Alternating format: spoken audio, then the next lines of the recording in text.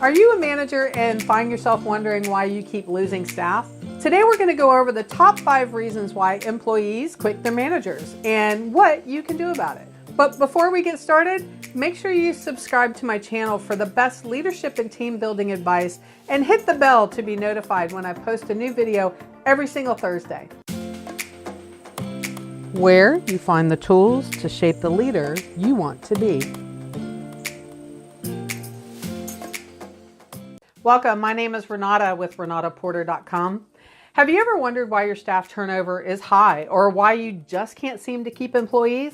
Today I'm going to talk to you about the biggest reasons why employees leave and what you can do about it. So if this sounds like you, let's get started. Number 1, employees need to feel like you care about them.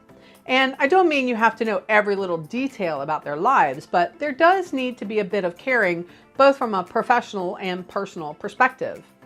Professionally, the way managers show they don't care about an individual is by micromanaging them or by being absent. So instead, how about you check on how they're doing and if they're moving forward? So the questions are, how are you doing, not what are you doing? You should be the one clearing roadblocks and offering suggestions if they're needed. If you're a micromanager, let them do their jobs and offer assistance. If you're one that abandons, you need to make an effort to check in, asking the same how questions. From a personal perspective, it's always good to know your team. Again, not on a deep personal level, but if you know a bit about them and what's going on in their personal life, the better you'll be at recognizing ups and downs at work. Number 2, be trustworthy. If you make a commitment, then stick to it. Even if you can't honor the commitment, speak up. Say why you can't or why you need more time. Personally, I don't understand why this is such a hard one for managers. There's absolutely nothing wrong with being human and transparent with your team. Now, if you're the type of manager that consistently gets yourself in trouble because you make grandiose promises in order to make the team like you, stop it. They're not children. They see right through you, and all you're doing is ruining your credibility. If you catch yourself doing this, be a grown-up, admit it right on the spot. While it might be embarrassing in the moment, your team will notice that you've corrected yourself, and it will mean something. Number 3, ensure that your team knows that what they do on a day-to-day basis is of value. Everyone wants to feel like they're a contributor to their team and the overall business. If they don't see the value in their work and how it translates into the overall company goals and strategies, then they question what they're doing. It also helps if what they're doing matches their skills and interests. While I know not every job is going to perfectly match those skills and interests, you should really look to make sure your team is aligned in a way that you're getting the best out of each individual. They have to feel valued and enjoy their work in order for that to happen.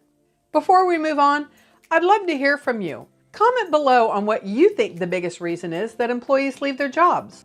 Number 4, hire and promote the right people.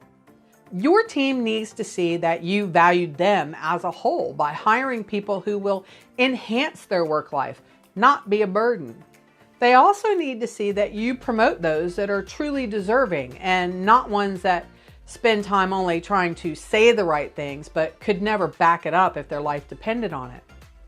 Before you make a decision to hire or promote, you need to ask yourself some questions. How will this person add value to my team? Can they really do the job, or are they competent enough to pick it up quickly? If you're only promoting them because you like them or it's easy, that's not a good reason. Your staff will very quickly figure out what you've done. And again, you'll either put yourself in a position of losing credibility, or you could do the right thing and be a leader. And lastly, number 5, give credit where credit is due. All too often, I see managers taking credit for the work someone on their team completed.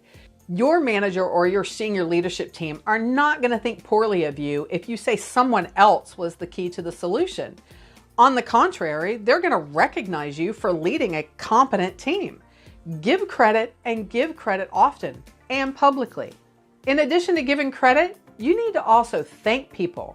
Thank them for great work or for stepping out of their own way, providing feedback or helping someone with a different task, or heck, just thank everybody for making a meeting on short notice. So number 5 is a big one. Give credit and say thank you. Now, I hope this video has helped you in a way that will make you stop and evaluate your staff turnover. If you need a bit more help, I've written a 2-page graphic that shows the difference between a good and a bad leader. In order to get your copy, click the link below. If you liked this week's episode, please let me know by liking it, subscribing, and share it with your friends. I'd also love to read your comments, so if you felt this video was helpful, tell me. Lastly, be sure to visit my website, renataporter.com, because there you'll find content I won't share anywhere else. Have a great weekend, everyone, and I'll see you next week.